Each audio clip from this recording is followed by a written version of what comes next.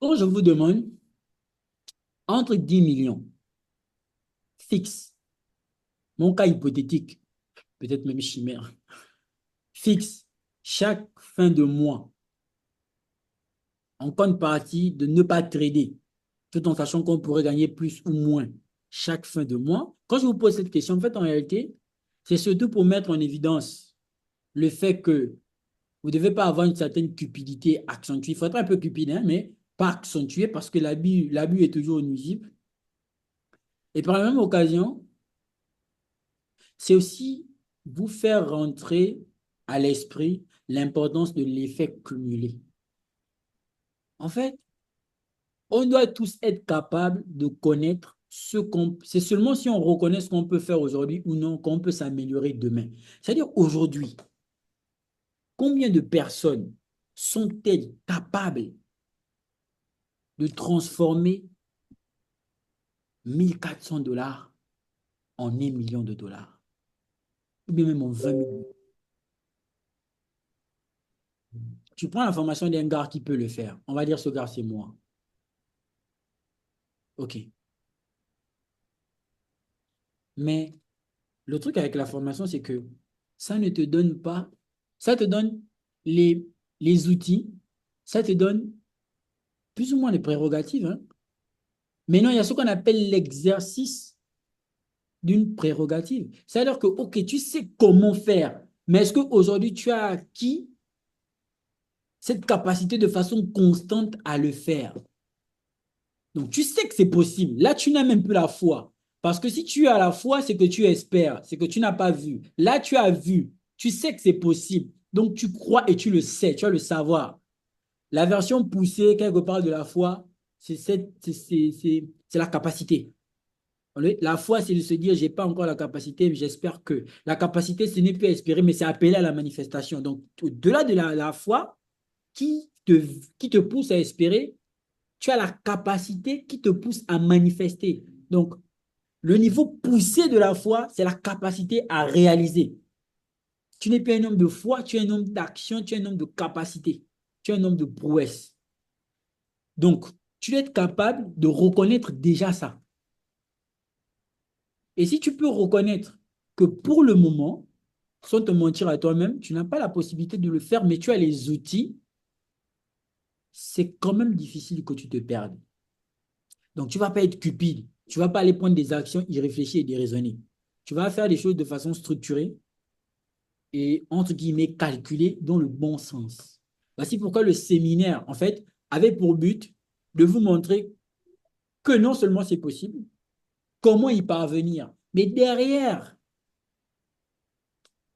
il n'y a pas de promesse de rendement, vous n'allez pas créer une garantie, etc. Il n'y a pas ce genre de promesse-là. Pourquoi? Parce que c'est seulement vous, avec les outils reçus et le travail constant, qui pourrait ou non parvenir à ce résultat. C'est comme ça que moi je vois les choses. Voici pourquoi avoir accès à un service, à un bien autant pour moi, ou à un service, pas de toi, ne garantit pas le succès. Tu peux avoir une très bonne formation qualitative en trading ou pas, et quand même exceller ou non. Donc, combien de personnes aujourd'hui peuvent le faire? Donc, toi, le truc derrière, c'est de te dire, bon, actuellement, je n'ai pas encore la possibilité de faire ça, mais j'y travaille pour. C'est difficile pour que tu ne parviennes pas. Ça a commencé comment même cette histoire? Moi, j'ai vu des gens, ils parlaient tout le temps. Oui, euh, si tu n'as pas de gros capitaux, il faut commencer par les propres firmes. OK? Si tu n'as pas de gros capitaux, oui, bien évidemment, il y aura la rediffusion. Si tu n'as pas de gros capitaux, il faut commencer par les propres firmes parce que 1%, non, 4% de 100 000 $, c'est différent de 4% de 10 $. On est d'accord, c'est pas pareil. Donc, quelque part, ce raisonnement se tient. Après, derrière, il y a des réalités relatives aux propres firmes. OK? Et il y a aussi des réalités relatives à ton propre capital. Donc, si aujourd'hui, tu peux te permettre d'avoir un compte de 1 000 $, fonds propres, c'est bien. Donc, naturellement, tu peux le mettre dans ton compte et aller trader avec si tu as la capacité d'emmener de faire ce qu'on appelle le flipping, scaler ce compte de X montant, donc de ce 1000 $ là à Y, peut-être 100 000, 200 000, c'est selon ton niveau. Tout comme il y a certains aussi qui partent dans les propres firmes, ça marche bien pour eux. Donc, c'est pour dire que le truc, c'est pas X, c'est mauvais. X, c'est pas. Il y a des vices des propres firmes. Moi qui ne peux pas, j'en ai déjà été victime. Il y a aussi les conséquences de trader sur ton propre capital. On peut en discuter sur ça de façon relative, trouver des arguments et des contre-arguments, de positifs et négatifs selon les deux points. Mais le truc, c'est de pouvoir déjà, toi, agir en fonction de ta réalité actuelle. Et ta réalité actuelle te permet de faire quoi? Tout en sachant que, qu'il s'agisse de ton propre capital ou les propres firmes, tu ne dois pas idéaliser la situation. Idéaliser la situation, ça veut dire, pour moi, sans propre firme, il n'y a plus rien. Parce que le jour où tu vas avoir un compte de 200 000, tu vas vouloir faire un payout de 50 à 100 000 $ et on va te dire que you violate your volume count, violate, on vous retire le compte, you're going to be crazy. OK? Et le jour aussi où tu vas avoir ton propre compte avec tes gains, tu vas l'amener de 1000 $ à 200 000. Après, tu vas tout cramer. Tu vas aussi comprendre que, là aussi, il y a cette réalité-là. Donc, au bout d'un moment, tu te rends bien compte que ce soit propre FIMO, pas propre FIMO, il y a cette réalité. Et c'est la réalité que toi, tu dois prendre en compte, c'est la réalité que tu dois accepter. Maintenant, moi, quand j'ai vu tout ce débat médiatique, il faut aller dans les propres films, il faut pas aller dans les propres films, la meilleure stratégie ou pas la meilleure stratégie, ce qui m'a, moi, ce qui m'a, moi, motivé, c'est de me dire, il y a une seule chose dont je sais que je suis fan, c'est ne pas faire les choses comme tout le monde. Il y a des gars qui ont amené des comptes de 50 $ à plus de 400 000, 1 million. Les gars, même 100 $, j'ai déjà vu. On peut y croire ou on ne peut pas y croire. Même si c'était en démo. Hein? Tu regardes la vidéo d'un gars, c'était un compte de 100 $, il a amené ça à 1 million de $, même si c'était en démo. N'empêche que le compte démo là est passé de 100 $ à 1 million avec une méthode. Même si la méthode là, c'était le gambling. C'était le gambling à la méthode. Du coup, c'est une performance de malade, c'est une performance de dingue. Mais toi, déjà, tu dois être capable de reconnaître ton niveau actuel, de ton niveau actuel. Du coup, ça fait que derrière, moi, quand j'ai vu tout ça, je me suis dit, bon, vous savez quoi? On va le faire. On va faire ça. Et puis le compte, j'ai rechargé. Je me suis juste dit, bon, là, tout de suite, je perds quoi, moi? Rien. OK. Est-ce que je suis bon? Un peu. OK. J'y vais. Mais quand je regarde le truc, la plus grosse compétence qu'il m'a fallu pour faire cette performance, c'était même pas de connaître que Shosh ou BOSO.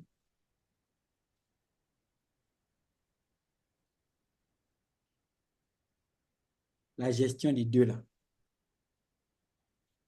Parce que quand on compte à 100 000 $, fonds propres, toi, tu te souviens qu'en 2015, moi, Nzamba, j'étais au lycée. Pauvre de mon état. Je n'avais même pas 50. Et tout de suite, là, j'ai un compte de 100 000 $ qui représente à peu près plus de 30 millions de francs. Je coupe ou je ne coupe pas? Ça, c'est la vraie question, c'est ça. Il y a ton cœur qui te dit, mon petit, il faut te calmer. Ton cerveau te dit, ça peut aller plus loin. C'est la bagarre, elle est donc entre l'émotion et la raison. Sinon, si c'est Choch ou BOS, je suis désolé, on connaît tout ça. Après, il suffit que l'actif aussi se dirige dans une certaine direction qui ne va pas nécessairement jouer avec tes émotions. Tu vois? Mais le truc, c'est la capacité, c'est de se dire, est-ce que même la capacité émotionnelle de supporter ça, tu l'as? La capacité, tu l'as? Oui, je l'ai. Non, je ne l'ai pas. C'est ça le truc, en fait. C'est ça le truc. Donc, moi, quand je fais des lives, je fais des séminaires et autres, vous savez que c'est possible, ok. Mais c'est surtout que vous puissiez reconnaître déjà votre paradigme dans lequel vous êtes. Le changement de paradigme, c'est très important. Voici pourquoi moi, j'ai vraiment aimé Bob Proctor. Il parle beaucoup de paradigme, c'est très important. La constitution mentale. Je sais que maintenant et soir, je me réveillais en me disant seulement que je vais faire ça. Après, les opportunités sont venues et j'ai saisi les opportunités sans peur. C'est aussi ça le truc, c'est de se dire, je veux amener mon compte à X ou Y. Non, en fait, non, les membres de la communauté là m'épuisent. Qui me parle de l'eau de 0,01 là-bas? Monsieur Eric, on ne coupe pas les commentaires. Je vais couper les commentaires de Monsieur Eric là. Je vais le censurer. Monsieur Eric m'a mis une autre planète.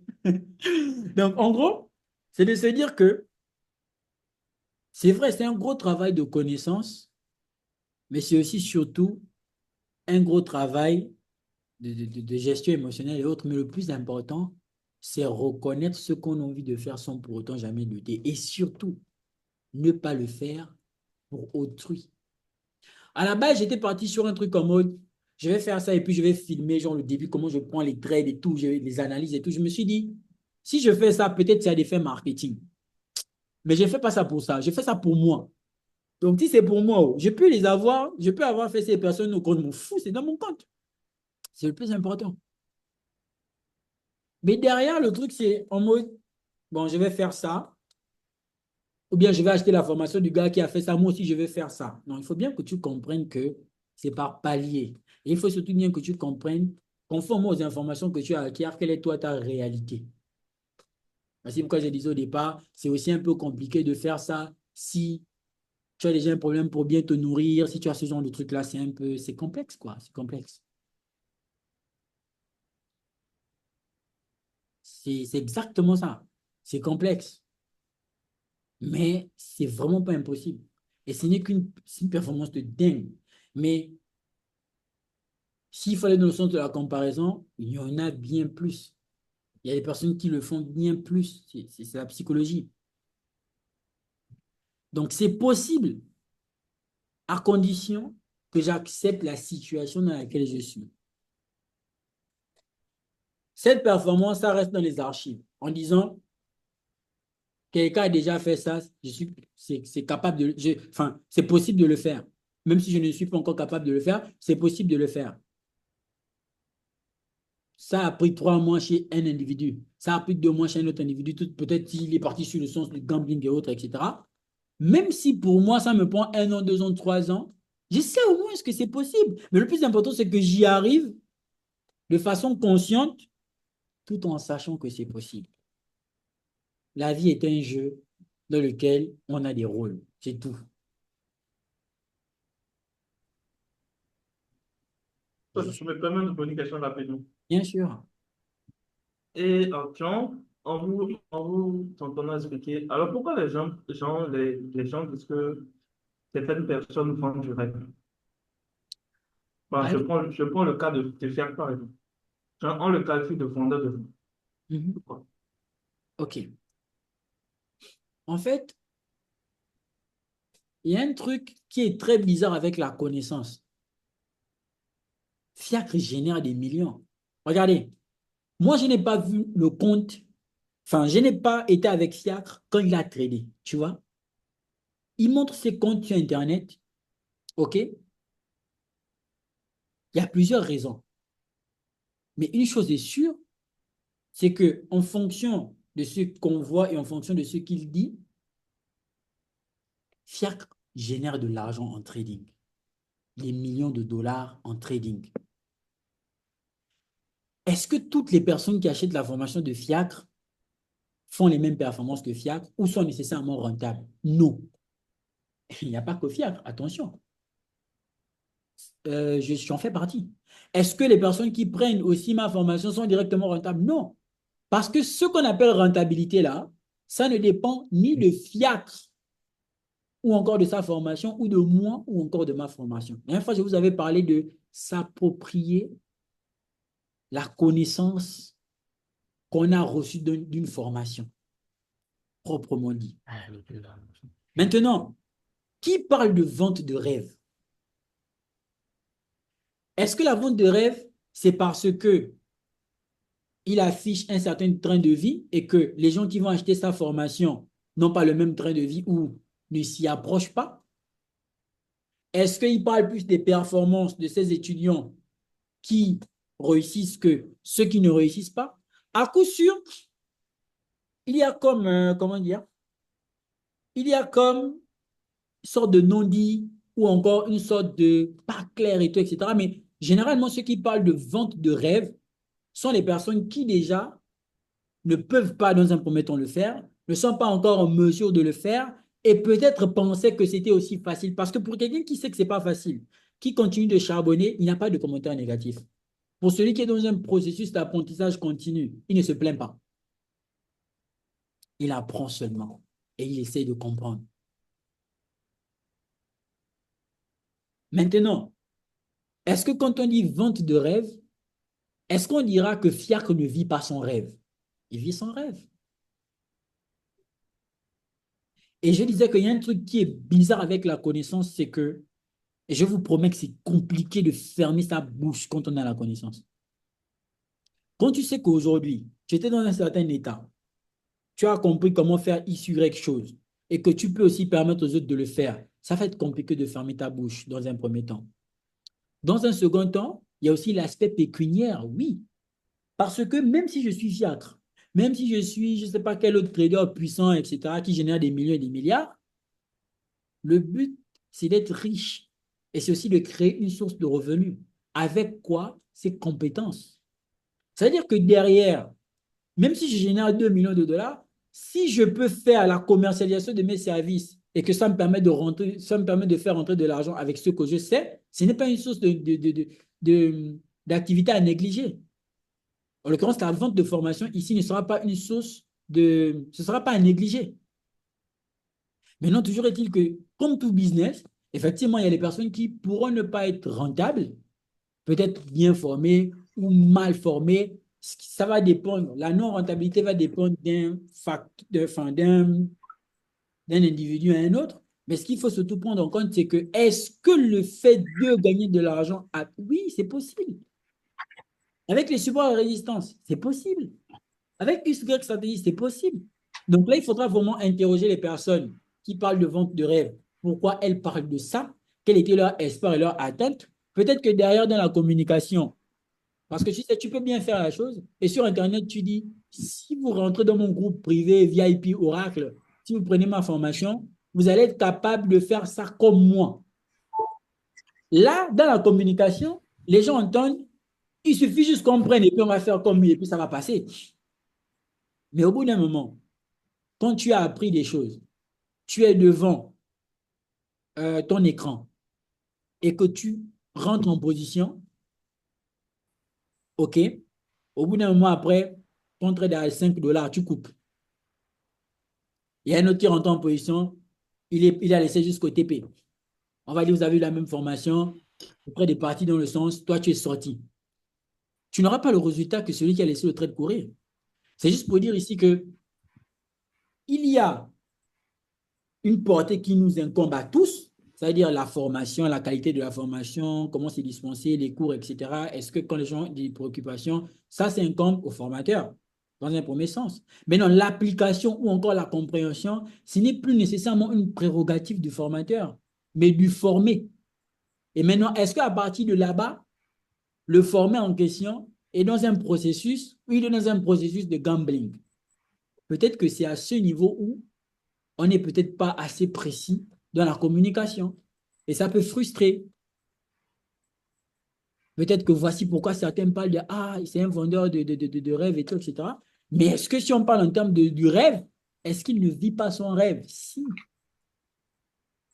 Il a pris un temps pour fonder une certaine réputation, un certain niveau, Dérive a bloqué ses comptes ici, beaucoup de personnes ont vu.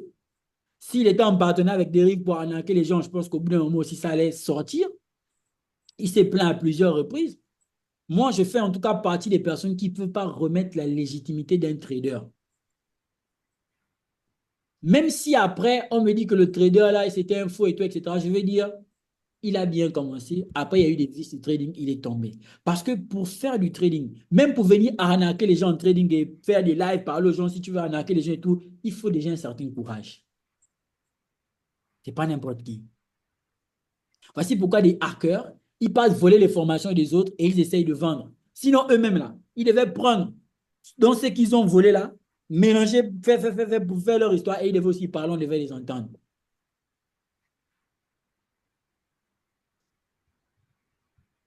Vous avez vu? Donc, il y a tout ça qu'on prend en compte. Et ce que nous sommes en train de parler là, c'est une partie qui est très importante. Ça touche plus ou moins la psychologie et la conception en trading.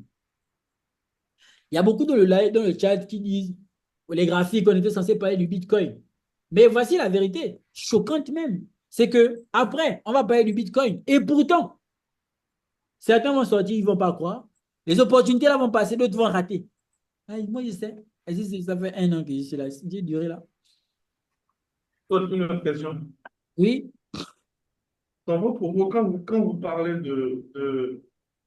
comment dirais-je, comment? attraper son cœur, là, dans vos propos, j'ai souvent l'habitude de percevoir un adage sur qui dit, vous dites, et souvent l'habitude d'attraper mon cœur. Donc, comment on le fait? Parce que face au graphique, dès que tu es déjà en profil, que tu vois déjà une petite correction, tu vois, on a tendance à avoir peur. Maintenant, comment faire gestion? Je ne sais pas Je si vous comprends, posez oui, je la question comprends. des Quand tu assurances. lances le trade, le cœur fait ça. Voilà, exactement. Maintenant, comment faire maintenant pour attraper son cœur? Ah, le cardio, tout ce que vous voulez. C'est une question d'habitude. L'habitude est une seconde nature et certaines choses s'acquièrent par habitude. Si vous êtes habitué à être en position, à être en swing, tous les débuts sont toujours compliqués. Ça va être dur au début. Vous avez espéré quoi? Que vous quittez d'une histoire où vous ne gagnez même pas 50 dollars. En un trade, vous arrivez, vous êtes déjà à 800 dollars, 1000 dollars. Vous avez espéré que votre esprit va seulement. Attention, il y a des cupines, hein, ils laissent comme ça, hein, mais c'est pour certains esprits qui ont l'importance de ce que ça représente, ils vont couper par peur de tout perdre. Après, maintenant, Exactement, c'est ce qui m'arrive. justement, mais il faut, c'est ce qu'on appelle maintenant la maîtrise de soi. Il faut être capable de se dire, moi aussi ça m'est arrivé, hein. Voici pourquoi j'étais profil scalper. Moi, je ne tradais pas swing les histoires, hein. Moi, c'était chap. OD5, comment? RRD5, je suis plus là-bas. Même si ça je m'en fous. RRD5, je suis sorti. Même si c'est pas du ça, ça ne me regarde pas. Je suis sorti, il y a eu pour moi que je suis venu chercher. C'est comme ça que j'ai tradé. C'était pas mauvais. Maintenant, au fur et à mesure, il a fallu s'habituer. Est-ce que ça veut dire qu'il ne faut pas prendre le stop loss? Si on en prend, mais il a fallu s'habituer au swing. Parce qu'on se rend compte que c'est un type de trading de construction de richesse et qui ne va pas nécessairement demander toute notre attention. Et après, on se rend compte que c'est psychologique et autres. C'est par habitude. Mais le problème de s'habituer à ça, c'est que contrairement à la salle de sport où on va soulever les trucs, contrairement à X activité ou, etc., là, l'intérêt, il est pécuniaire. Tu as vu? C'est, faut être habitué à gagner, mais aussi à perdre de l'argent. Et on n'est pas nécessairement tous formés dans l'acceptation de la perte. Parce que souvent, ça arrive à certaines personnes. Tu es à peine à 100 dollars. Quand tu fais la conversion, c'est quelque chose comme 60 000 francs maximum. Tu sais bien que ce n'est pas nécessairement ce qui va changer ta vie, mais tu coupes quand même. Alors, voici pourquoi on demande aux gens de commencer petit. Aujourd'hui, tu as pu gagner 100 dollars. Retire ça, achète le jus, bois, apprécie. Après, tu pousses la vision. Ah, si aujourd'hui, avec ça, j'ai pu acheter le jus et boire. Peut-être que demain, je peux même, avec ça aussi, créer une entreprise qui va me permettre de fabriquer les jus, les autres vont boire. Et c'est comme ça que tu grandis un peu, un peu. Mais c'est comme je disais au départ, c'est l'acceptation. Après l'acceptation, ça veut dire accepter ton niveau, reconnaître ce que tu es capable de faire, oui ou non. Et ne te sens pas obligé de faire comme les autres. C'est-à-dire que tu n'es pas obligé de faire du swing. Tu peux faire ce qui te convient. Tu peux faire ton scalp. Tu peux faire de l'intraday. pour que ça marche et ça te permet de gagner de l'argent, fais d'abord dans ça. Mais si tu fais la prostitution, par exemple des formations, ça va être compliqué. Beaucoup font dans la prostitution. Il a 10 formateurs en même temps. Donc. 1, 2, 3, 4, 5, 6. A dit contredit B, B contredit C. C est d'accord avec D, D est d'accord et n'est pas d'accord avec Z. C'est compliqué. Et il suit toutes ces personnes en même temps. Si moi, j'apprenais le trading aujourd'hui et que j'avais pour seul truc ma propre chaîne YouTube, je n'allais pas écouter quelqu'un. J'allais regarder mes vidéos qui sont sur ma chaîne YouTube encore et encore et j'allais me concentrer sur moi pendant au moins 6 mois à 1 an. J'allais plus écouter quelqu'un d'autre. Plus écouter quelqu'un d'autre. Parce que personne n'a la vérité absolue. Personne n'a aussi le mensonge absolu. Donc, chaque stratégie, il y a une part de... Souvent, c'est complémentaire. Donc, euh,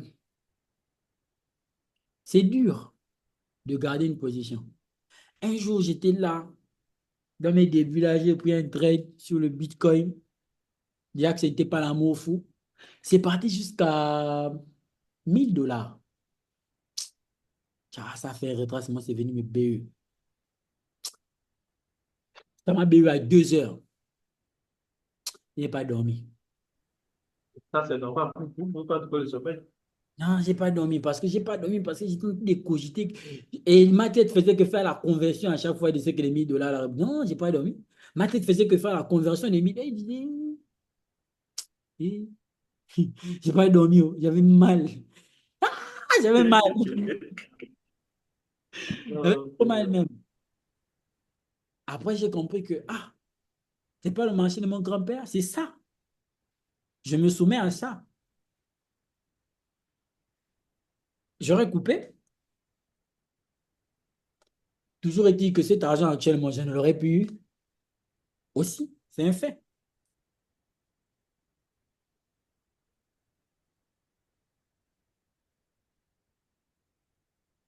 Maintenant, si ça vous arrive plusieurs fois de façon fréquente, ça veut dire que vous n'avez pas encore un niveau où vous pouvez prendre des trades qui vous apportent à 1 000 $ et qui continuent. C'est-à-dire que votre vision est encore limitée. Vous pensez que ça va continuer, mais ça revient. Donc, comme vous savez que pour le moment, vous êtes à ça là, prenez d'abord les 1 000 $ là. 1 000 $, prenez. 1 000 $ prenez. À la fin du mois, vous pouvez même peut-être même être à 10 000, 15 000. C'est déjà bien. Après, vous allez recharger un compte, un petit compte, peut-être même 500 ou 1 000. Vous allez voir comment améliorer votre garder là. Donc, ça veut dire que même si le compte était 500 $, bon, vous avez gardé un peu, c'est parti jusqu'à Y montant. Là, je viens de voir dans mon... La vérité qu'on ne nous dit pas aussi, c'est que plus on évolue, on a ce qu'on appelle l'instinct du trader. Et moi, avant que je ne rentre en position même, j'ai déjà un fort sentiment que je vais rentrer en position et que ça pourra bien se passer ou non. Là, par exemple, je viens d'avoir comme un flash où je suis rentré dans une position et la position m'a donné un gain énorme au FOMC. Tout de suite, là où je suis en train de parler avec vous là. Là, maintenant, moi, je vais rattacher mes interventions sur le marché à ça. Je vais dire, je vais maintenant étudier tout à l'heure là, comment est-ce que le marché peut se créer de façon à ce qu'au FOMC, c'est le mouvement qui va me permettre de gagner de l'argent, beaucoup, beaucoup, cette fin de semaine. Là, c'est maintenant mon instinct de trader qui se développe comme ça. C'est pas la magie, hein. Je dis bien l'instinct de trader qui se développe au fur et à mesure qu'on évolue dans le marché. C'est pas, il était là en live et il a, oh, l'oracle. Faut pas comment ça se blaguer ici, là. Donc, c'est un peu ça, en fait. C'est juste l'acceptation de ça. Il y a aussi une autre question, c'est que sur votre chaîne YouTube et FX, donc c'est que j'ai tout consommé les vidéos que vous postez là-bas, mais genre, les vidéos que vous postez, c'est plus qu'une formation en fait. C'est la La fin. particularité, mais sinon, je me demande maintenant, qu'est-ce qui ferait la différence entre les vidéos que vous postez et votre formation? Parce que même les vidéos, même en elles-mêmes, c'est déjà genre, si tu es concentré H24 sur ces vidéos-là, tu peux t'en sortir. Genre, c'est déjà un début, au fait. Maintenant, je me demande qu'est-ce qui fait la particularité entre vos vidéos sur YouTube et votre formation. Bon, déjà, le truc, c'est que je ne regarde pas mes vidéos. Je ne regarde pas mes vidéos. Les seuls moments où je peux écouter ce que j'ai dit, c'est quand je fais le montage. Mais après ça, quand je publie là, je ne regarde pas mes vidéos. C'est en lisant les commentaires que je peux remarquer si j'ai fait une faute, etc. Avec les commentaires des gens, je vais chercher à améliorer. Mais je ne regarde pas mes vidéos. Par contre, je sais une chose. J'ai fait beaucoup de vidéos, j'ai fait beaucoup de lives où j'ai parlé de beaucoup de choses. Pour certains qui ont un esprit un peu plus éveillé, ça paraît évident. Pour d'autres, c'est par exemple ce que je vais expliquer en formation qui passera. C'est tellement relatif et c'est tellement aléatoire. J'avais songé à une mise à jour de la formation, mais c'est pas mon... Ça ne me parle pas plus que ça. Mais ce qui est évident, c'est qu'en formation, déjà, il y a ce qui est abordé. Il y a moins de vidéos que sur YouTube. Je crois à peine 10 vidéos, hein.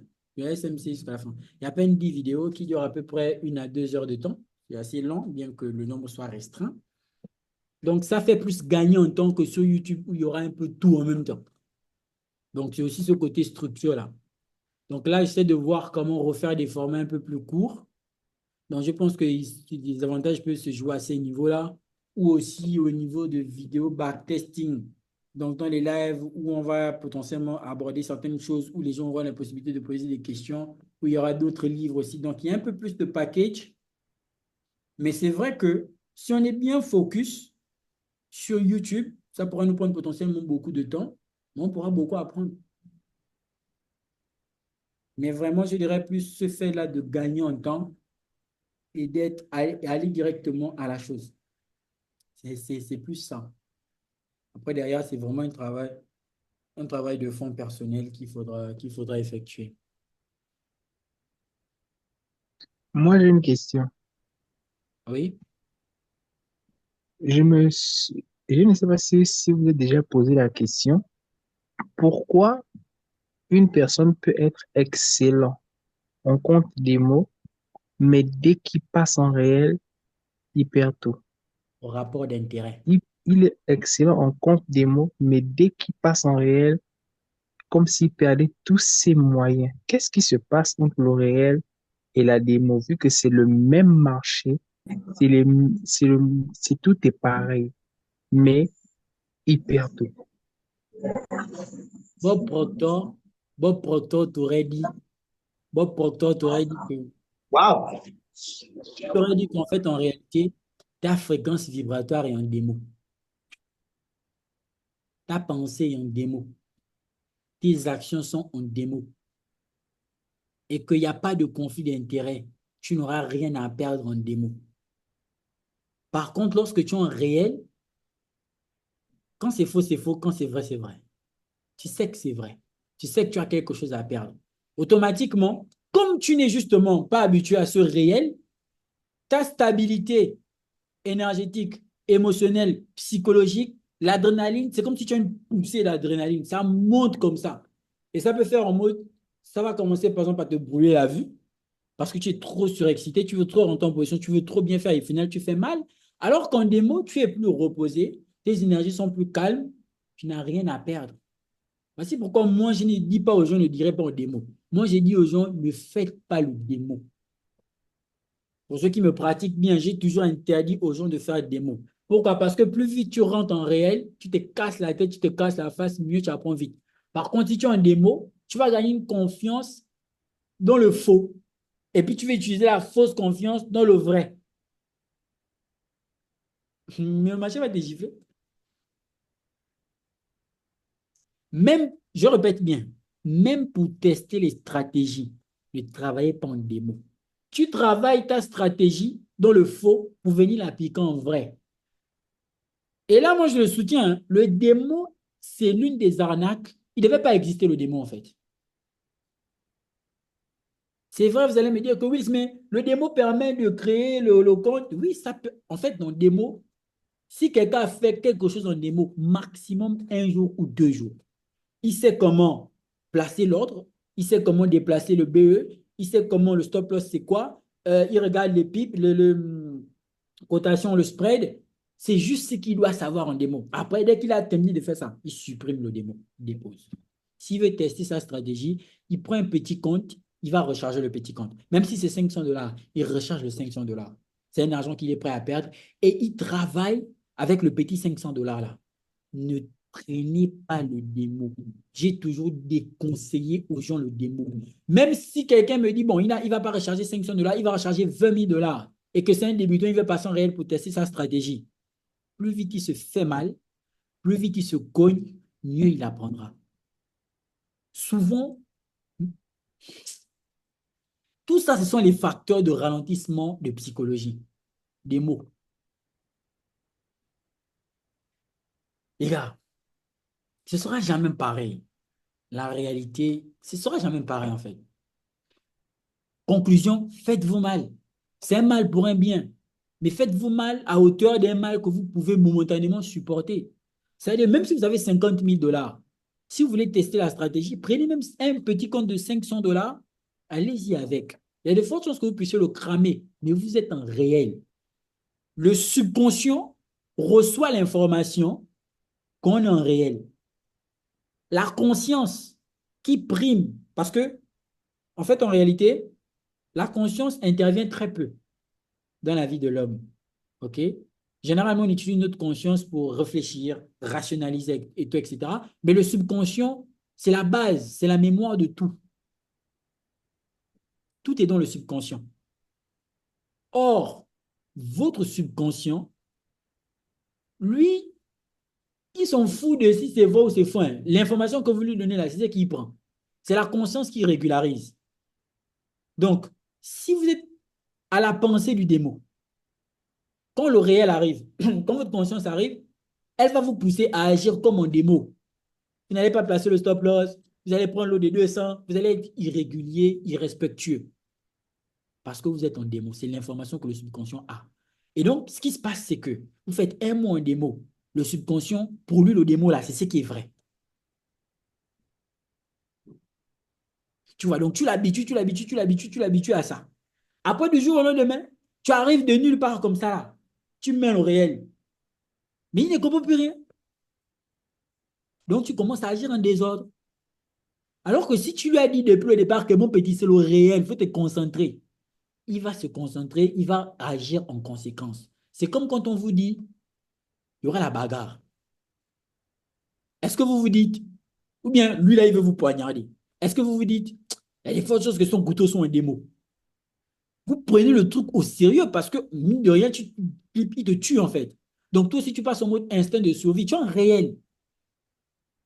Mais si on te dit que c'est un couteau en jouet, toi, tu vas te comporter comment? Tu vas te dire, ok, je vais agir, mais le couteau ne pourra rien me faire. Si tu sais, je suis plus grand que lui, je peux avoir le dessus, je suis plus costaud que lui. Mais on te dit, il est mince, il a le vrai couteau. Tu vas plus voir que tu es costaud, tu vas te dire, le couteau là, il suffit qu'il me pique le cœur, c'est fini. C'est la même chose. Moi, j'ai dit, des mots là, laissez tomber le démon.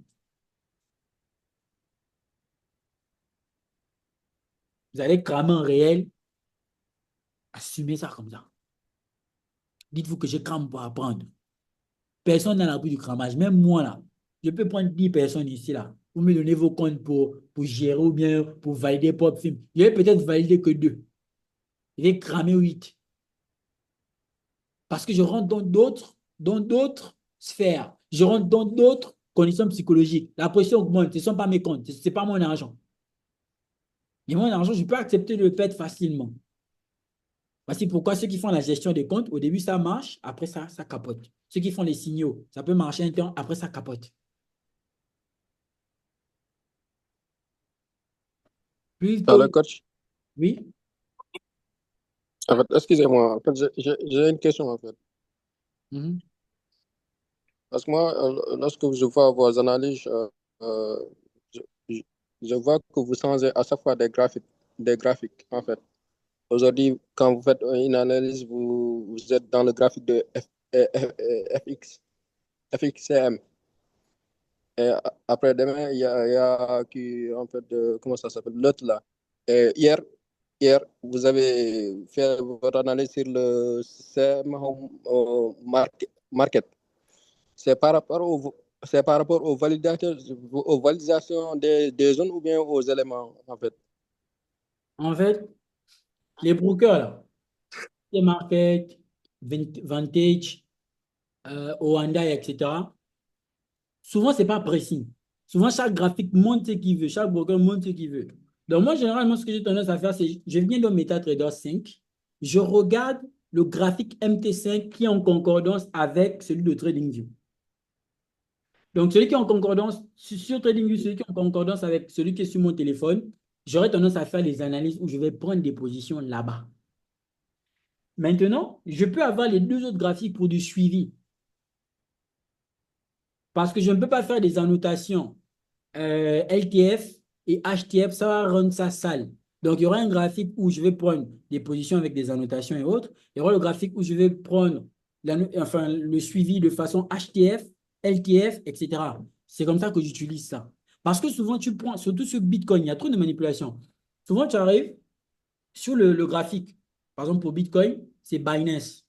Sur ton MetaTrader 5 et tout, c'est autre chose. Ça veut dire, sur le TradingView, on ne t'a pas liquidé, mais ici, on t'a liquidé parce que ce n'est pas pareil. Donc, tu dois être capable de trouver ce qui correspond sur MetaTrader 5 avec TradingView. Voici pourquoi, généralement, vous allez voir que j'ai 3 brokers. Je vais regarder, parce que souvent, certains brokers sont en retard. Oanda, par exemple, c'est un enfoiré. Oanda, par exemple, il va te foutre au désordre. Donc, c'est un peu ça, en fait. Voilà, Ok, brouille. merci, coach. C'est bon. D'accord, ça marche. En fait, moi, je voulais parler du Bitcoin ce soir, mais je pense que ce live est tellement important, c'est tellement intéressant. Il est quelle heure? Il est 22h45. On va continuer dans cette lancée. Je pense que le live sur le Bitcoin, on pourra le faire demain. Demain à la même heure. Et ça va toujours être un live communautaire. Je ne sais pas pourquoi j'ai été amené à parler de ça, de psychologie et autres, mais je me dis, souvent on veut que du technique, du technique. Les grosses opportunités que j'ai ratées, ce n'étaient pas des stop-loss. Ça veut dire, je m'assois, je me concentre, j'analyse, je comprends ce qui va se passer. Souvent, ça m'est aussi déjà arrivé quand le marché ouvre. Wow, les esprits de la campagne, ça monte. Ça monte, ça monte, ça monte, ça monte. Après, ça fait tui, pouf, ça explose. Je voulais vendre. Voilà, moi, je suis en train d'acheter. Je vais l'acheter. Voilà, moi, je suis en train de vendre. Si j'ai compris que mon esprit a un manque de focus, c'est la méditation qui m'aide. Pas qui m'a aidé, qui m'aide. Donc, c'est pour vous dire que l'aspect psychologique, je vous promets, c'est plus important que l'aspect, pas plus important, mais c'est tout aussi important que l'aspect technique. Ce n'est pas le fait d'être bon techniquement qui va nécessairement te permettre de revenir sur le marché, mais c'est d'être fort psychologiquement. Or, la psychologie forte, on la fonde, on la crée. Voici pourquoi la première partie du séminaire qui a été organisée avait pour but de créer un mental d'acier.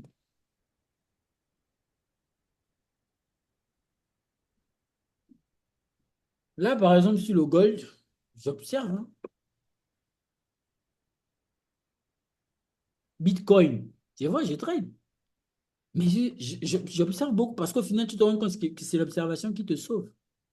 Tu interviens moins, mais quand tu interviens, c'est pour faire mal. Donc, ce côté psychologique-là, vous qui avez des comptes démo, laissez tomber le démo. Laissez tomber le démo. Alors, comment la méditation m'aide dans le trading? C'est comme je vous disais, moi, tout ce qui concerne la saisine d'opportunités, c'est vraiment quelque chose en mode. Déjà, mon cerveau, je lui ai donné une information. Il y a une information très capitale que j'ai donnée à mon cerveau. Je saisis les bonnes opportunités. J'ai eu le temps de lui dire qu'il faut saisir les bonnes opportunités.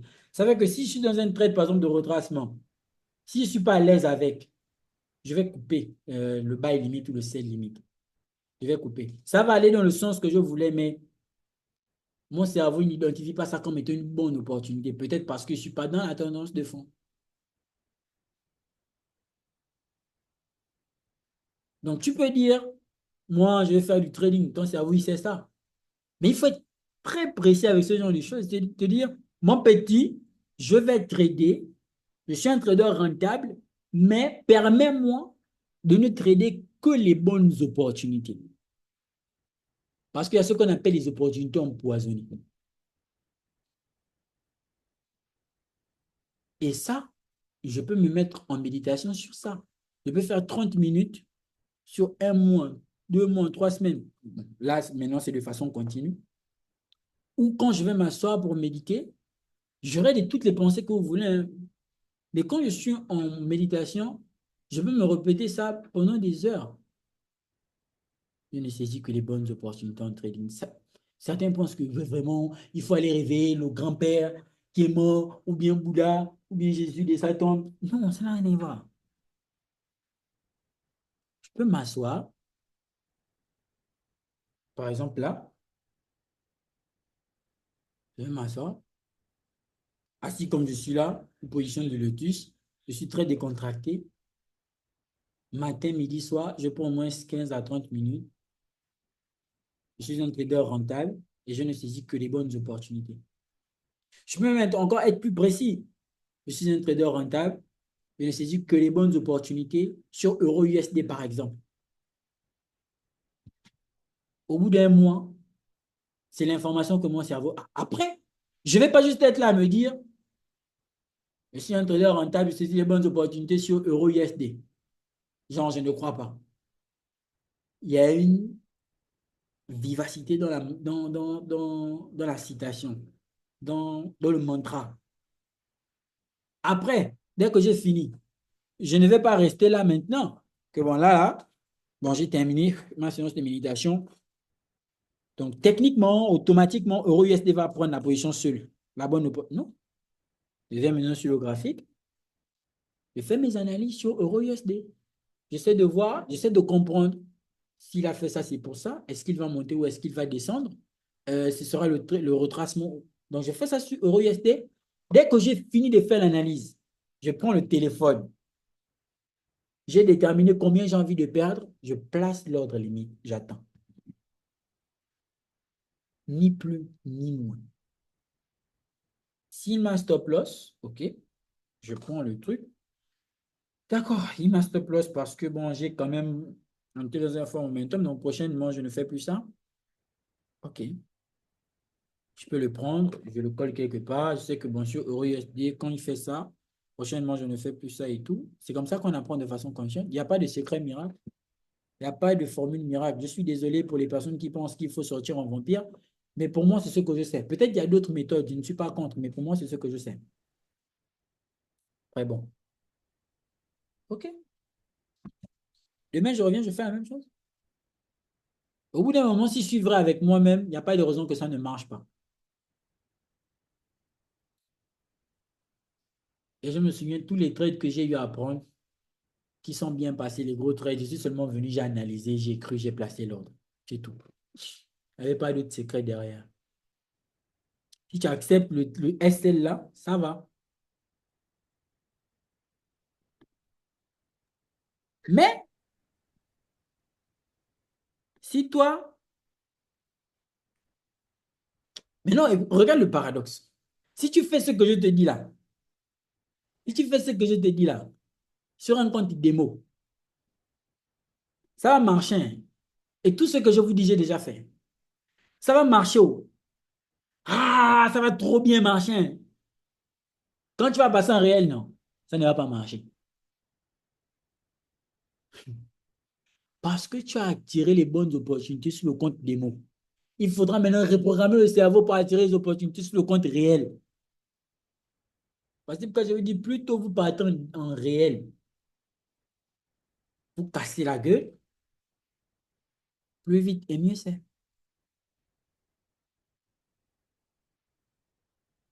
Moi, souvent, je suis là, je rentre en méditation poussée, on ne m'entend pas pendant 2, 3 jours, je suis silencieux.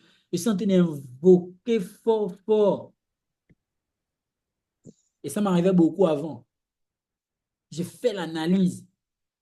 Mais au fond de moi, je n'ai pas l'impression d'être obligé à trader. C'est un peu ça mon souci. C'est pourquoi je vous disais que je ne prends pas je n'ai pas jusque-là pris mon trading au sérieux. Je ne me réveille pas 5h30 comme certains. Tu vois, pour attendre le London Universal. Malheureusement, je n'ai pas ça. Comme je suis chez moi, j'ai plutôt cette routine continuelle d'être devant les écrans. Du coup, ça fait que souvent, je dors. Quand certaines opportunités arrivent, je dors. Donc, ce n'est pas trop au sérieux que ça, tu vois. C'est pas pour autant que je ne suis pas performant, tu vois. Mais souvent, tu attires des opportunités, mais tu n'es pas là. C'est comme si tu attires une grâce et tout, etc., mais tu n'es pas encore prêt. Voici pourquoi on dit que l'opportunité qui est pour toi, en principe, tu ne dois pas la rater. Si tu la rates, c'est que tu n'as pas pris la chose au sérieux. Et moi, ça m'arrivait à beaucoup de... Les opportunités que j'ai ratées, ce n'est pas parce que j'avais mal analysé. C'est parce que j'ai bien analysé, mais après, j'étais en train de dormir, j'étais distrait par quelque chose, j'étais dans un live, comme par exemple là, je suis en train de voir sur le gold, j'aurais pu buy, j'aurais pu rentrer en position, le niveau où il a buy à l'ouverture là. J'attendais le niveau là pour faire un scalping. J'aurais pu rentrer en position, j'aurais même dû mettre l'ordre limite. Mais comme je suis en live avec vous, j'ai raté l'opportunité. Mais pourtant, c'est un truc que je m'étais concentré sérieusement que je vais prendre cette position-là. Et ça s'est passé comme j'imaginais, en scalp avec un lot de 1. J'avais à peu près déjà sur le mouvement là, au moins. Attends, il était rentré en M1. Oui, voilà. J'aurais pu avoir à peu près, avec un lot de 1, $500. C'est possible. Oui, $500, c'était possible. C'est beaucoup. Fait 300 000 francs. Mais coach, mais comment vous faites pour toujours prendre la position au début? Donc, ça, c'est une spécificité sur moi. Non. En fait, pour ceux qui ont fait le séminaire, je vous avais parlé de ça. En mode, quand tu prends un mouvement au début, tu te protèges des retracements. Mais pour prendre le mouvement au début, je ne prends pas toujours les mouvements au début. Mais je m'efforce de prendre au début. Ça fait que pour certains, c'est comme si je prenais toujours au début. Et vous allez remarquer que depuis un moment, je ne montre même plus trop mes prises de position. Je me montre plus le graphique. Parce que c'est comme je dis, plus tu plonges à l'intérieur, plus ça commence à te fatiguer. Du coup, ça fait que pour prendre le mouvement au début, ou plus ou moins au début, il faut déjà attendre le prix quelque part. Donc, derrière, ce que je vais faire, c'est que je vais m'efforcer à attendre le prix dans un niveau à haute probabilité. Et quand je vois que le prix arrive déjà dans la zone là, c'est là où tu entends que j'ai fait 2 jours, je n'ai pas dormi. J'ai fait 1 jour et demi, je n'ai pas dormi. Pourquoi? Parce que j'ai passé le temps à attendre, à planifier et à attendre. Donc, quand il arrive, je suis obligé de rester là, ou du moins de dormir comme ça. Obligé. C'est le sacrifice derrière, en fait. Ou souvent pour gagner un temps, parce que souvent quand il arrive dans la zone, tu attends la confirmation, tu peux te dire, bon, les forces qui réagissent là, s'il y a tous les éléments, tu mets l'ordre limite, même si c'est entrée directe, tout en sachant qu'en fait, en réalité, je ne fais pas d'entrée directe. Tu ne peux pas trader quelque chose que tu n'as pas vu. Même ce que Bitcoin est en train de faire là. Je ne pouvais pas trader ça si je n'étais pas là. C'est un fait. Vous avez vu les positions qui sont ici. Je ne pouvais pas trader ça si je n'étais pas là. Et quand on va regarder toutes ces positions, attendez, je vais supprimer ça. Bon, peut-être pas. Là-bas, supply, M1, changement de caractère en vent. Ici, prise de cette liquidité. Il corrige, confirmation en vent. C'est la tendance, en fait, quand on quitte de ce point high, normalement, c'est pour sauter quel niveau? C'est pour sauter le niveau qui est là. Je m'attendais à ce qu'il fasse une réaction dans une zone ici. Je pense que c'était là. OK, ici. Mais il a cassé. Pourquoi? Parce qu'en fait, là-bas, il était déjà arrivé à prendre cette liquidité qui était importante, confirmée pour vendre. Donc, cette zone-là n'avait plus d'intérêt. Je visais bien la liquidité qui est en haut ici, mais au bout d'un moment, il faut savoir trader l'évidence. Donc, ici, je comprends que la liquidité qui est visée, c'est celle qui est là. Donc, aussi longtemps que cette liquidité n'a pas sauté, On ne devrait pas normalement avoir un retracement important de grande envergure. Donc, ça fait que là, maintenant, je sais que au moins en quittant d'ici, jusque-là, j'ai des ventes. Du coup, toute la structure qui va se créer ici, normalement, je n'aurai pas un retracement de grande envergure si le niveau qui est là n'est pas sauté dans un premier temps pour faire le choche. Je commence à trader en interne. Et là-bas, maintenant, tout ce qui va se voir, vous avez vu, confirmation, vente, c'est un swing. Là-bas aussi, prise de liquidité, plus confirmation, vente. On a BOS ici. En interne, on a de la structure. Donc, derrière, si j'ai attendu le prix dans ma zone, il est arrivé. Tout ce que j'aurais à faire, c'est attraper mes organes. De me dire que, bon, OK, j'ai identifié la vraie liquidité.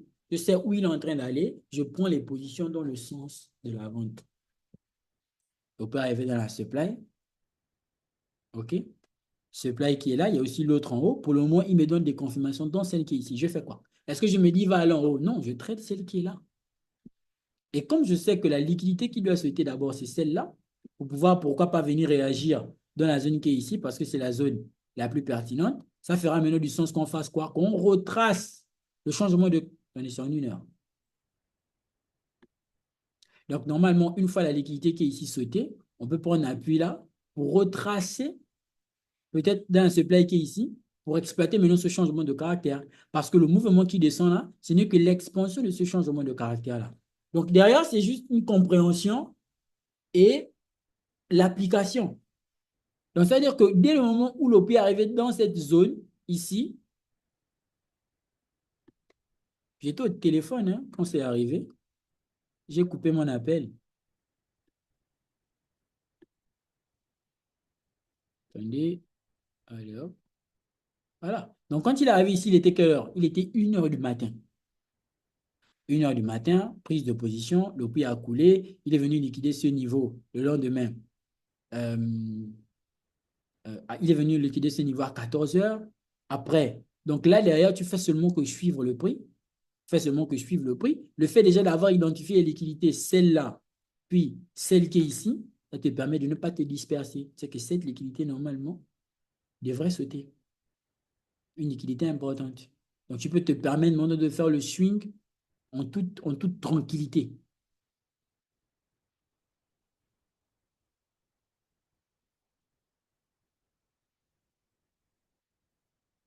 Alors, pour vous, il ne revient jamais sur votre zone. Regardez ici. J'ai expliqué ça dans la dernière vidéo. En 1 heure, on a toute la bougie qui est là. En 1 heure. Si j'avais raffiné ce niveau, ça devait me donner quelque chose comme... Voilà. Ça devait me donner la bougie qui est ici. Et si j'avais la bougie qui est ici, là, j'étais passé à côté du mouvement. Bon, maintenant, la connaissance, c'est de savoir aussi, l'important, c'est ce qu'on fait. Quand on va raffiner ce niveau, on va comprendre que une hidden base là-bas, une inside OB et tout, etc. C'est pas l'OP est parti réagir pour faire le changement de caractère et compagnie. Mais on voit bien que cette zone-là, c'est de l'IPA, mais moi, je l'attendais en bas. Or, lui, il est venu confirmer au-dessus de ma zone. J'ai fait quoi? Je baille ou je ne baille pas? C'est ça.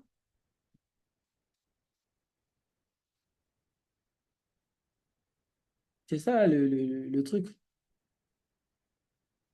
Même sur le gold, il y avait des possibilités.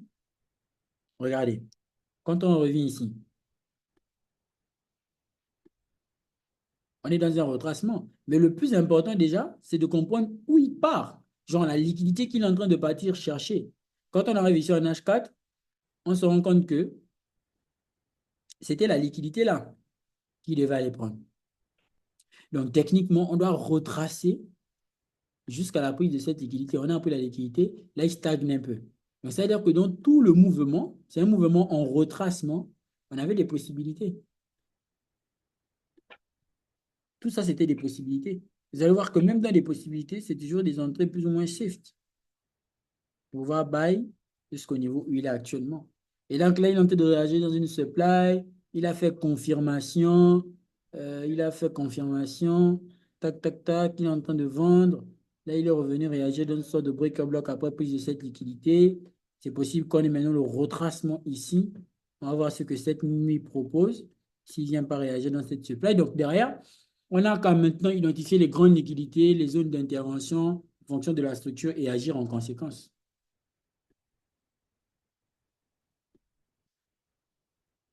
Donc, je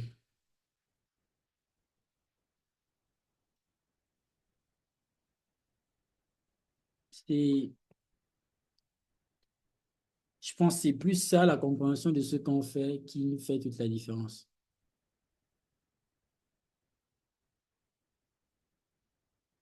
Donc, normalement, le live de demain portera sur le Bitcoin.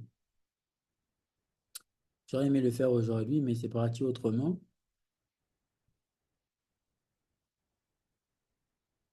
C'est parti autrement, c'est pas grave. Là, on va le faire.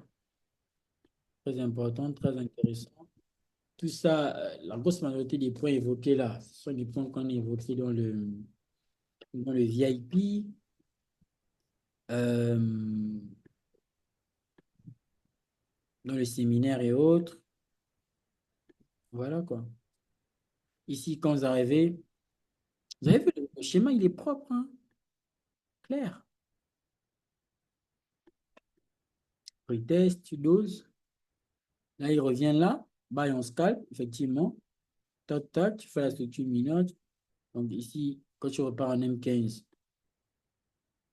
voilà, tu te rends compte que tu as une base cachée qui est là, qui vient plus ou moins biper.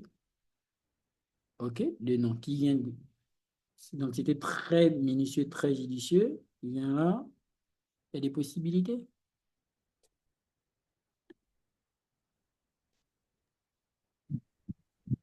Excusez-moi, coach. Et allons-y. Mhm. Allô? Et allô? Euh, je sais que nous sommes déjà venus sur le côté technique, mais il y a un petit côté encore psychologique que j'aimerais un peu, c'est une interrogation qui me travaille depuis quelques temps. Je me suis demandé, chaque année, chaque année, lorsque les statistiques sortent, 80 à 90% des traders perdent leur argent sur le marché. Et c'est depuis des années que c'est comme ça ne change jamais. Comment ça se fait que le marché, quoi, il y a comme une sorte de quelque chose qui fait en sorte que les traders, 90% des traders n'arrivent pas à battre le marché. Comment est-ce que c'est possible sur toutes ces années-là? Et ça ne change jamais. Le problème, c'est le marché ou le problème, c'est les traders? Combien de traders ont-ils des stratégies? Combien de traders suivent-ils leur plan? Il y a des émotions. En fait, il faut bien comprendre que les lois de marché, là, les institutions, quand elles rentrent en position, généralement, pendant les annonces économiques, elles injectent les capitaux. Bon, est-ce que vous pensez que... Et il faut bien comprendre, c'est que dans le trading institutionnel, il y a des chargés techniques, il y a des chargés en risque de management. Donc, chacun a un travail, il y a des sections en fait. OK? Et nous, traders particuliers, les retail, on fait tout. Analyse technique, analyse fondamentale, gestion du risque et compagnie. C'est déjà un facteur. L'adrénaline, l'émotion. Mais derrière, l'injection considérable de capitaux, c'est fait par qui ou par quoi? Les algorithmes. Les robots n'ont pas d'émotion. Ils n'appliquent que les stratégies qui sont codifiées, programmées, paradigmées.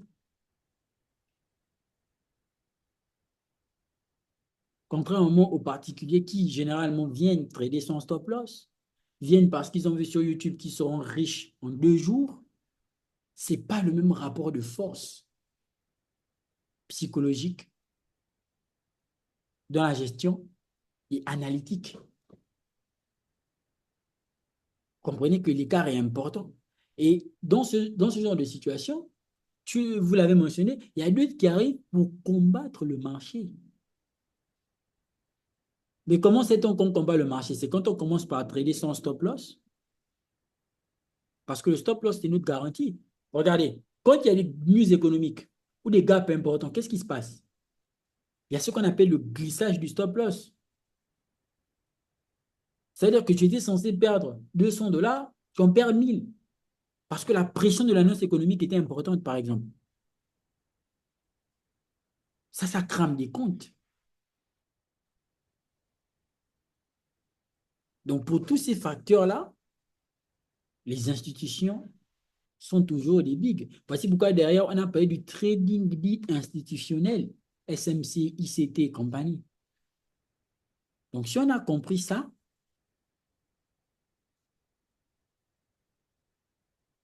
on comprend que le but, ce n'est pas de venir battre le marché.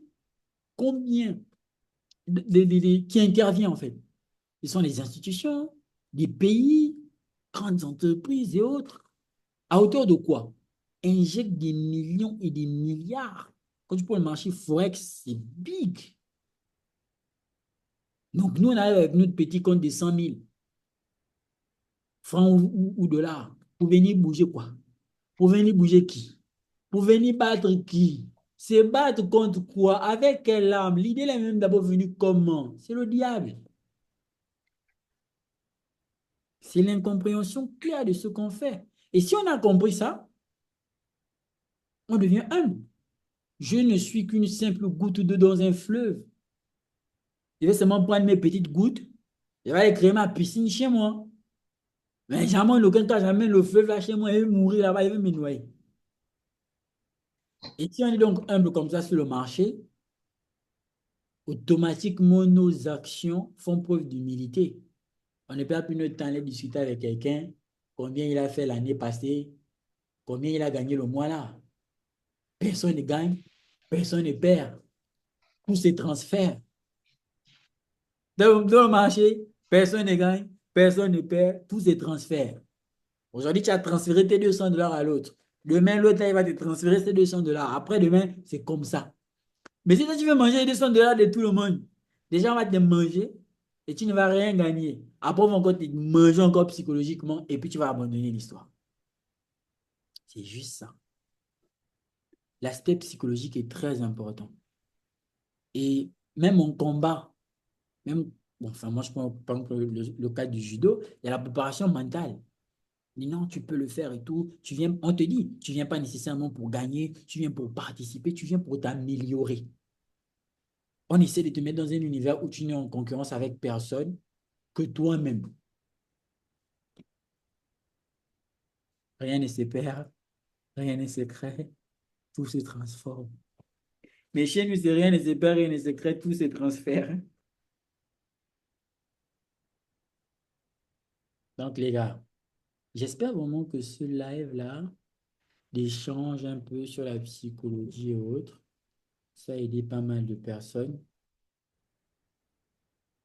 Pas forcer les trades. Faut pas vous dire que vous êtes nul parce que l'autre a fait ceci, l'autre a fait cela. Vous tradez pour vous. Tradez pas pour quelqu'un. C'est c'est ce qui est le plus important. Vous faites ça peut-être pour votre famille. Vous faites ça peut-être pour votre business que vous voulez lancer. C'est vraiment, c'est notre- c'est vraiment pas pour quelqu'un. Regardez par exemple là ce que je vois sur le Bitcoin. Tu vois, ici, regarde, ici, il chute. Je vais changer de vocable. Regarde, là, il t'a fait le choche. L'expansion, c'est pour sauter la liquidité qui est là. Il pourra réagir ici. Mais s'il réagit ici en fonction de la structure de marché, c'est pour prendre quelle liquidité? Tu vas te rendre compte qu'en chutant, OK, il a créé quoi? Par exemple, les equal highs qui sont là, mais pas que. Il a créé toute une trend liquidity ici, dans sa chute. Donc, automatiquement, tu comprends que la chute qu'il est en train de faire là, si après avoir sauté cette liquidité, s'il doit buy dans le sens du changement de caractère, pour exploiter ce changement de caractère-là, tu as déjà toute la liquidité qui est ici qui pourra revenir chercher.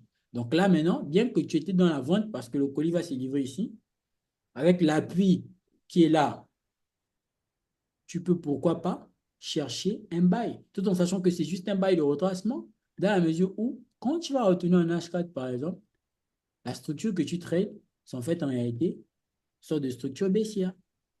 Regarde, où tu as normalement cette liquidité en attente qui doit créer quoi? Le futur BOS. Tout comme, s'il baille là, s'il ne vient pas prendre la liquidité qu'il a ici, si par exemple, pour venir réagir ici à partir du choche, la liquidité maintenant qui est ici, qui est convoitée, peut aussi être prise et la zone de supply la fait maintenant réagir le prix. Donc, tu peux avoir une vision là tout de suite. Ça ne se passe pas tout de suite,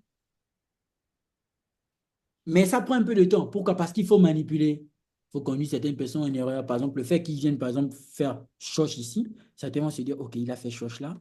Ils ne vont pas, par exemple, prendre en compte que c'est pour venir prendre cette liquidité. Il va dire, OK, donc là, ça veut dire qu'il va directement couler. Alors qu'il peut bien revenir prendre cette liquidité, prendre celle-là aussi, réagir ici, car on n'oublie pas que le niveau qui ne doit pas casser, c'est le niveau là. Parce que quand on fait BOS, normalement, c'est ce niveau-là. C'est ce lower high qui est à l'origine de la cassure de ce lower low.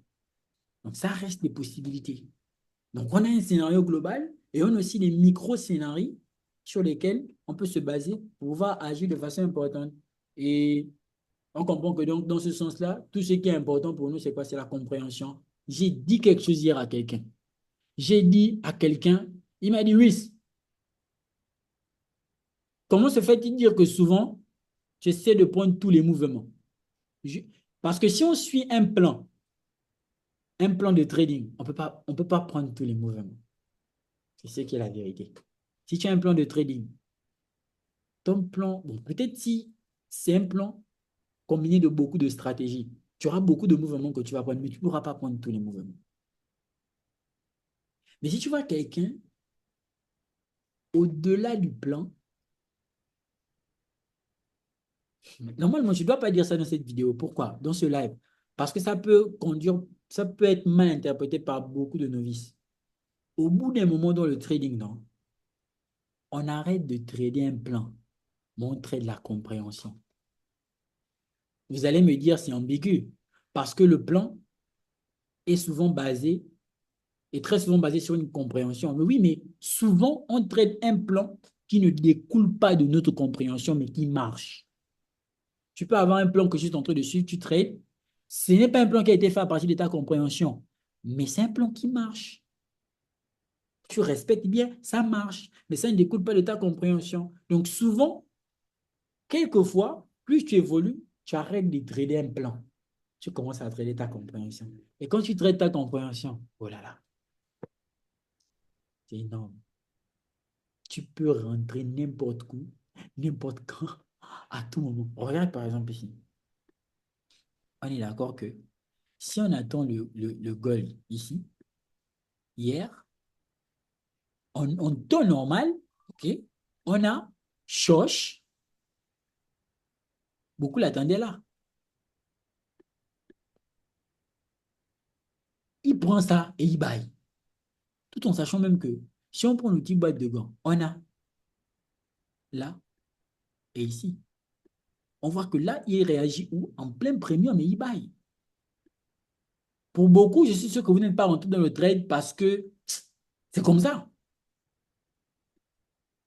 Et pourtant, il y a d'autres qui sont rentrés en position telle quelle, qui n'ont pas pris que ces positions. Ils ont encore doublé les positions encore et encore. Ils ont fait que bye, bye, bye. Comme et pourquoi? Ils ont compris. Ils ont juste compris que, OK, c'est vrai, la logique voudrait qu'on revienne en... Mais là, on n'est pas dans le sens de respect de cette logique-là. Et moi, je vous en ai parlé sur YouTube, dans le séminaire, sur la non-rigueur qu'il faut, par exemple, attacher au premier release count. Je vous ai dit qu'on peut rater le début d'un mouvement, mais pas qu'un mouvement, dans le sens où il y a la possibilité de rentrer en position, dans le sens de la continuation. Il n'y a pas un plan qui m'a dit ça. C'est ma compréhension. Maintenant, est-ce que le but, c'est seulement de rentrer en position? Non. C'est de bien rentrer en position en suivant un plan. Maintenant, moi, j'ai reformulé. Le but, c'est de rentrer en position en suivant un plan, mais le plan là, c'est surtout une logique. Il faudrait que ce qu'on fasse soit logique.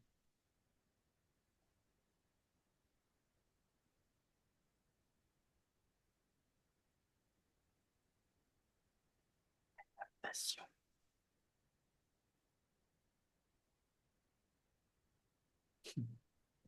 Ok les gars, on va s'arrêter là. Bon, pour ceux qui vont regarder le live sur YouTube, vous avez la possibilité de cliquer dans le lien en bas de la description pour rejoindre la communauté publique. Faut très souvent regarder ce genre de live. Mercredi, c'est demain. Ou du moins tout à l'heure parce qu'il est 23h18. Donc, on va dire que les 82 personnes qui sont restées là, ce sont les 82 personnes qui ont refusé d'accepter les 10 millions, non? Ou bien, Oui, oui. C'est ça. donc, C'est bien de le prévenir. on a commencé avec les 10 millions. On va clôturer avec les 10 millions, ou bien, quelqu'un avait déjà oublié l'histoire des 10 millions là. En tout cas, ok. Maurice. Ok, les gars, bon, c'est toujours un réel plaisir, hein. Ça me, ça me fait du bien d'échanger avec vous. Chaque jour, on a des choses à apprendre. Merci pour ta critique, coach. Je peux parler? Bonsoir, bonsoir, Luce. Bonsoir. S'il te plaît, tu pourrais retenir sur le graphique de l'or. On a dit on parle, Vite non? fait, vite. Ah, vite fait. On parle. Ah, il faut vite faire un coup. Tu vois les zones, tu vois les diamants là. Hmm, Je vois que tu as pu trader le marché lorsqu'il est parti en expansion. Comment est-ce que tu fais pour trader ce genre de cas? ça vient, non? Ça là. C'est assez exceptionnel, quoi. C'est pas évident. Bon, normalement, j'ai pas des stades de séminaire. Je ne peux pas dire plus que ce que je vais dire là. Ok. Avant que le marché Ouais. ne se dessine en H1, il s'est forcément dessiné en unité de temps inférieure à H1. C'est beaucoup. J'ai beaucoup dit. Attends. Attends.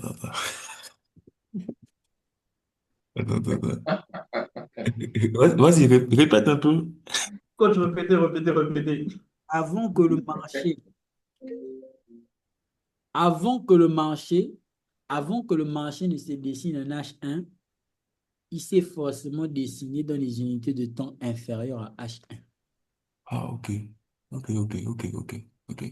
C'est bon. Bon, ok. Merci. Je voulais encore intervenir et puis on part, hein. Pour le reste, venez en séminaire, venez. C'est tout. Mais non, oh non, mais comment, mais comment, mais comment. Ok, bon, j'ai fini. Quelqu'un va intervenir encore avant qu'on ait pas. Donc, si on essaie de bien comprendre, c'est que le dessin, il y a des dessins de H1, non, il y a des dessins de M15 qui forment des dessins de H1. Là, j'ai du mal à répondre. Vous avez compris ou bien vous essayez de bien comprendre? Je sais. Ouais.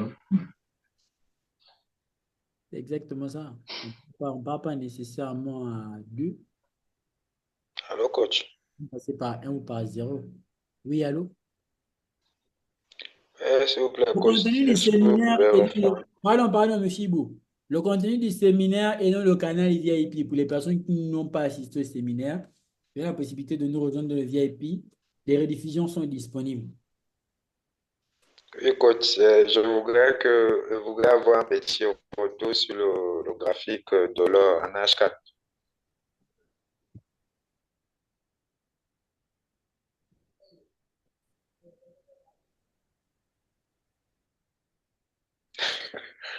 Coach, allô, coach.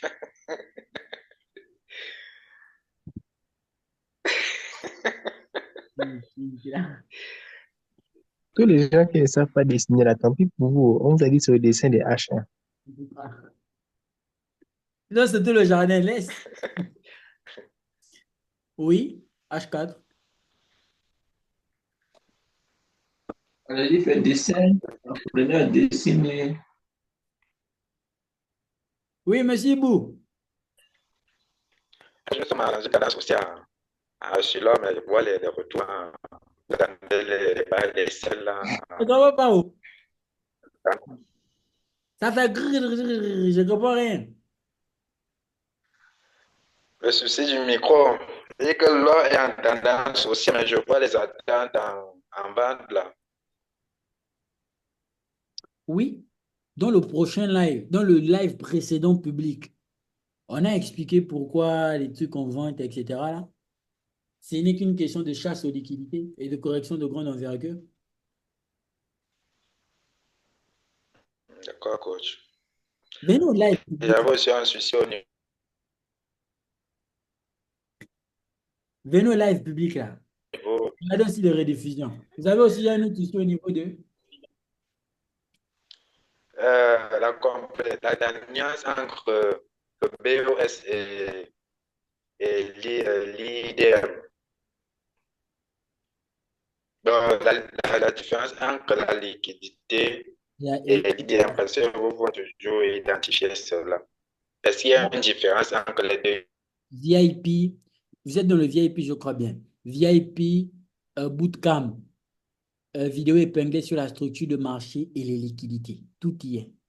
Je sais que vous êtes dans le VIP normalement.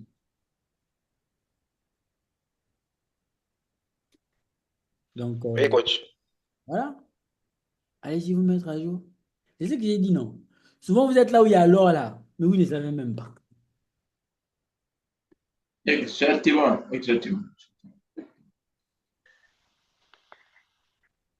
C'est ça le gaz.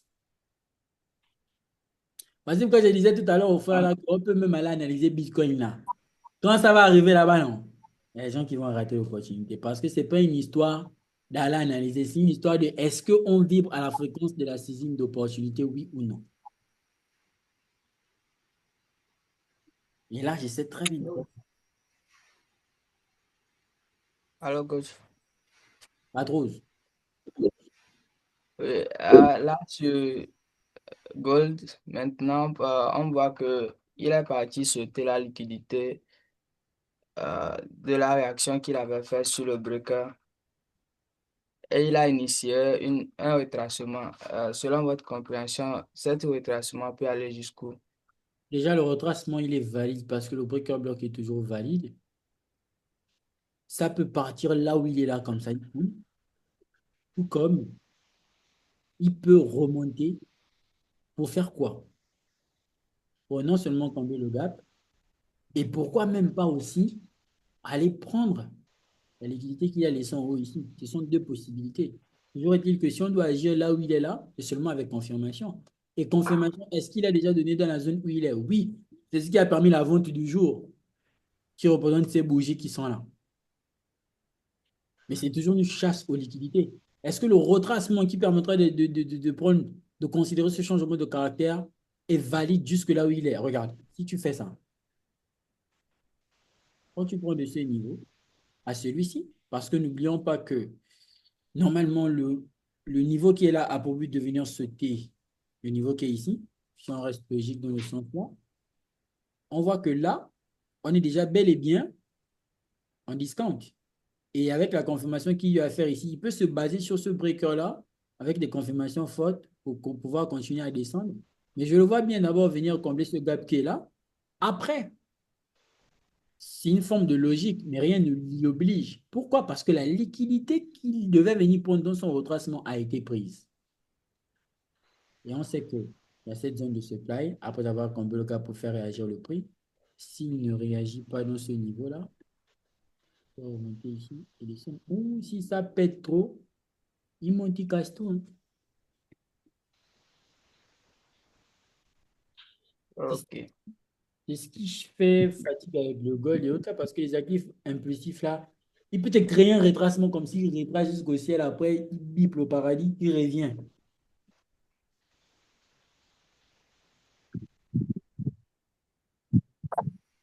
Oui, Hmm?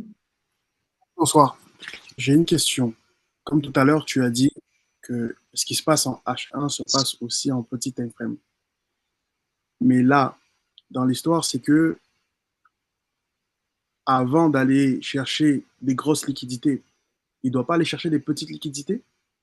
C'est parce qu'il part chercher les grosses liquidités que les petites liquidités se créent. Parce que en sachant la montée que le gold il a fait, le Regarde, buy qu'il a fait, regarde, faut dire que sur l'Asian Session, en fait, New York ne l'a pas comblé, ne l'a pas liquidé. C'est-à-dire qu'il n'a pas pris l'argent où elle est. regarde. Quand toi, tu veux buy, c'est pour prendre cette liquidité, d'accord? Exactement. Mais regarde ce que lui fait. Celui qui est ici, dans une situation en changement de caractère, pour lui dans sa On tête, choche. le prix après avoir pris cette liquidité, doit normalement venir réagir ici. Pourquoi? Parce que lorsqu'il vient par exemple en 5 minutes, il se rend compte que ça aussi c'est une liquidité. Exactement. Et regarde comment la liquidité qui est ici a attiré le prix. Et elle est tellement importante qu'elle a tiré au prix de sorte à ce qu'il ne respecte même pas les prévisions, Bistron et compagnie là. Donc c'est pour dire que si, dans les éléments à rechercher, si on a la liquidité de la HTF qui est plus importante que celle de la LTF, parce que la LTF ici, on n'en tient pas à rigueur dans la mesure où elle nous permet seulement de rentrer en position. Est-ce que c'est ça à quoi elle sert? Du coup, ça fait que là, maintenant, la rigueur intervient au niveau de la prise de cette liquidité-là et non pas les liquidités peut-être qui sont ici, là. Et si qu'on peut se permettre de prendre le risque. D'accord. Parce que je pensais que, après, il y a aussi pensé, aussi le raisonnement, c'est que il était censé d'abord combler, prendre ce qu'il a à prendre avant de partir à la hausse. Mais aussi, on se dit peut-être, vu que ça n'a pas été comblé, peut-être dans une annonce économique, il se peut qu'ils reviennent chercher cette Après, c'est pour aller liquidité. où? Après, c'est pour aller où? S'il quitte de là-bas pour descendre, il bousille tout ça. D'accord. Ça veut dire, il peut, entre guillemets, ça devient une liquidité, mais ça ne devient pas aussi une liquidité pour qu'il rebondisse. Il Donc, peut juste venir la liquider. ça, déjà, c'est une Et... liquidité pour le retracement. D'accord. Parce qu'en théorie, il est censé sauter ce niveau qui est là. C'est comme si le mouvement qui est là est venu renforcer la liquidité qui est ici pour exploiter cette zone qui est là. Donc, normalement, on l'attend où? C'est en bas là. Mais regarde, lui, il baille avant d'arriver dans cette zone. C'est un peu comme ce que Bitcoin est en train de faire actuellement. Voilà. On attend, par exemple, qu'il prenne cette liquidité et il baille pour retracer. Possibilité. Donc, le plus important, c'est de se dire que ce sont les liquidités proches, les liquidités HTF qu'on va privilégier. Et à ce moment-là, c'est là qu'on sort son équilibrium pour voir où le prix est possible de repartir. Vous devez mettre la rigueur équilibrium premium en HTF. Mais comme vous êtes en HTF, on se fie plus à l'évidence. Ça veut dire, je doute des niveaux. C'est un niveau premium. Je vois quand même qu'il confirme dans ce niveau-là l'intervalle de tolérance et la logique derrière la chose. Si ça passe, alhamdoulilah. Ça ne passe pas, on prend l'autre. En tout cas, merci et merci pour les punchlines. Ça marche. Ok, donc on va s'arrêter là pour aujourd'hui. On a RDV demain, plus ou moins à la même heure. Hein? RDV demain sur le Bitcoin.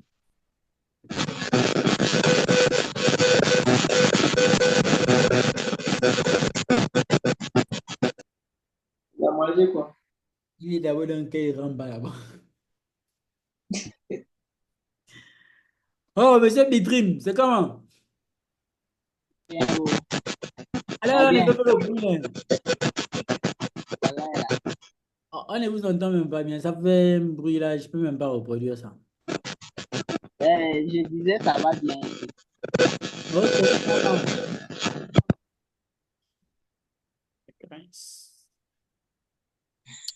Donc, on est en train de voir comment est-ce que le marché va nous guider là. Ok. Sinon, il y a nous. Oui. Sinon, on est silencieux juste pour voir quels seront les derniers résultats.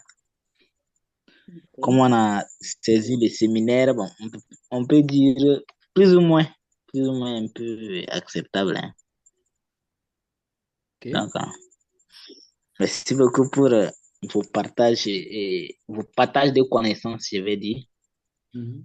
Et on ne peut jamais remercier une personne pour avoir partagé nos connaissances. Seulement Dieu peut le faire. Parce que la connaissance est la chose chère au monde.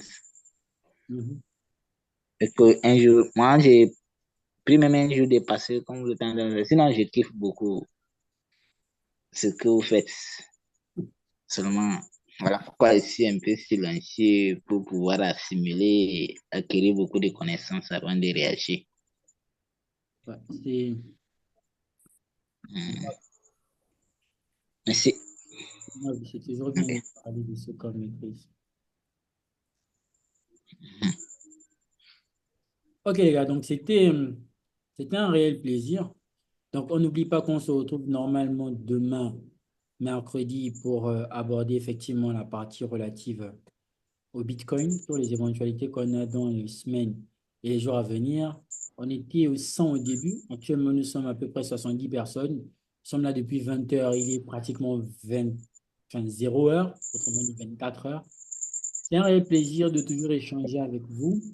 Il y avait tout le monde, on va le dire ainsi. Je ne peux pas citer normalement tout le monde, mais le plus important maintenant, c'est de mettre tout ça en pratique parce que c'est en pratiquant que tout reste. Donc, merci à vous. Bonne nuit. Que Dieu vous garde. Et puis, voilà. Ciao.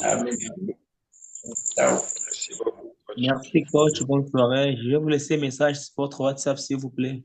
Ok, d'accord. Je vous donne la force, Thank you very much. Thank you. la sagesse et l'intelligence. Amen, général. Ok. Extinction.